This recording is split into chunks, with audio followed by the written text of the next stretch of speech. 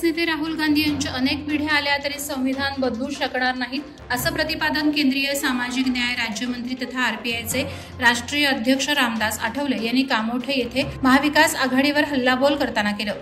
Bhajpa, Shiv Sena, Rashtrawadi Congress, RPI, PRP आणि मित्रपक्ष महायुतीचे उमेदवार आमदार प्रशांत ठाकूर यांच्या प्रचारार्थ केंद्रीय मंत्री रामदास आठवले यांची जाहीर सभा कामोठेमधील सुषमा पाटील विद्यालय आणि कनिष्ठ महाविद्यालयाच्या मैदानावर झाली।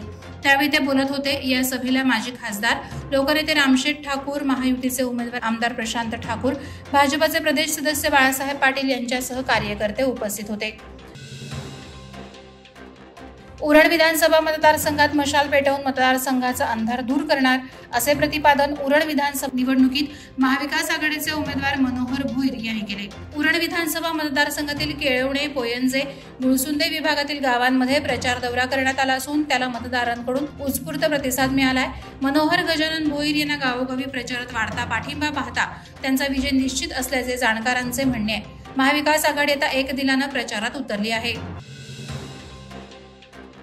शिवसेना शिंदे गटाचे बंडखोर अपक्ष उमेदवार विजय नाहटा अपक्ष निवडणूक लढवत असून त्यांनी आपला जाहीरनामा प्रसिद्ध केलाय।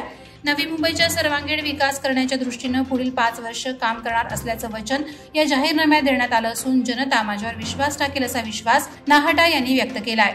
येणाऱ्या 20 तारखेला महाराष्ट्रात विधानसभा निवडणुकीकरता मतदान होणारे सर्वच राजकीय पक्ष, पक्षातील उमेदवार आपापल्या विधानसभा क्षेत्रात प्रचार करताना दिसत आहेत। नवी मुंबईतील ऐरोली विधानसभेत महायुतीचे भाजपाचे अधिकृत उमेदवार गणेश नाईक यांनी बाईक रॅलीत शक्ती प्रदर्शन करत प्रचार केला। यावेळी त्यांनी ऐरोलीतील मतदार पुन्हा एकदा महायुतीच्या उमेदवाराला 100% मतदान करतील असा विश्वास व्यक्त केला। जातीपातीचं राजकारण करू नका, ते समाजाला योग्य दिशा देणार नाही। आमदार महेश बालदी यांनी केलेल्या विकास कामांवर आमने सामने चर्चा करा। आम्हीही मराठा समाजासाठी कार्यरत असून आमदार महेश बालदी यांनी केलेली विकास कामं ही जनतेच्या हिताची असून खालापूर मंडळ अध्यक्ष प्रवीण मोरे हे स्वतः मराठा योद्धा मनोज जरांगे यांच्यासाठी कार्यरत राहिलेत, असे मराठा समन्वयक आणि माझगाव ग्रामपंचायतचे माजी सरपंच गोपीनाथ जाधव यांनी माध्यमांशी बोलताना सांगितलं। भारतीय जनता पक्षाचे उमेदवार महेश बालदी यांची जाहीर सभा मोहोपाडा रासायनी येथे आयोजित करण्यात आली होती, त्यात ते बोलत होते। महाविकास आघाडीची शेतकरी कर्जमाफीची घोषणा फसवी आहे, असं प्रतिपादन राष्ट्रवादी काँग्रेसचे प्रदेशाध्यक्ष खासदार सुनील तटकरे यांनी केलंय। ज्या वेळेला लाडकी बहीण योजना आणली त्यावेळेला राज्य सरकार आर्थिक संकटात जाईल, पगार देण्यासाठी सरकारकडे पैसे उरणार नाहीत। महाविकास आघाडीच्या काही नेत्यांनी वक्तव्य केले की आमचे सरकार आले तर योजना बंद करू, असे ते म्हणाले होते। अशी टीका तटकरे यांनी प्रचार सभेत केली। भविष्यात कुरुळ ग्रामपंचायत नगरपालिकेत विलीन होईल, विकासाची कवाडं अधिक उघडली जातील। अलिबाग तालुका 20 वर्षांनी मागे गेलाय। अर्थसंकल्पीय अधिवेशनात विकासासाठी मुद्दे सादर करणं गरजेचं आहे।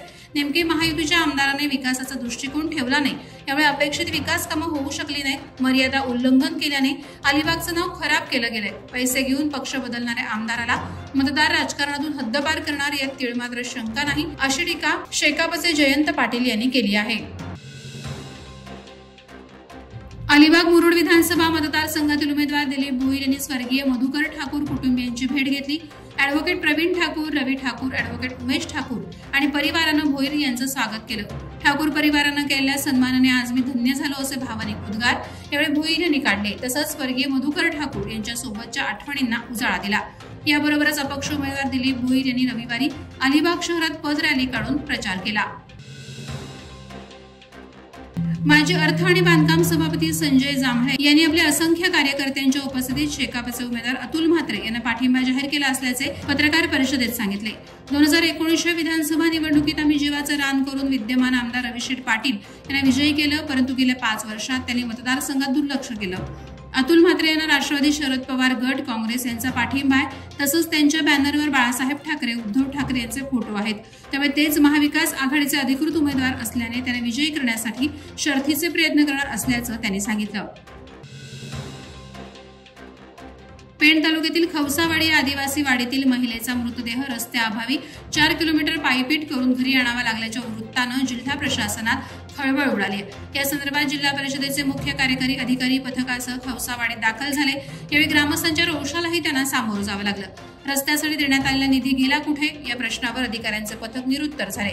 जिल्हाधिकाऱ्यांच्या उपस्थितीत बैठक घेऊन येत्या काही दिवसात रस्त्याचा प्रश्न मार्गी लावला जाईल असं आश्वासन अधिकारी पथकानं दिलं। वादळवारा लाईव्हसाठी न्यूज ब्युरो रायगड। नवी मुंबई व रायगड जिल्ह्यातील ताज्या बातम्या आणि घडामोडींसाठी सबस्क्राईब करा वादळवारा लाईव्ह चॅनल आणि दाबा बेल आयकॉन।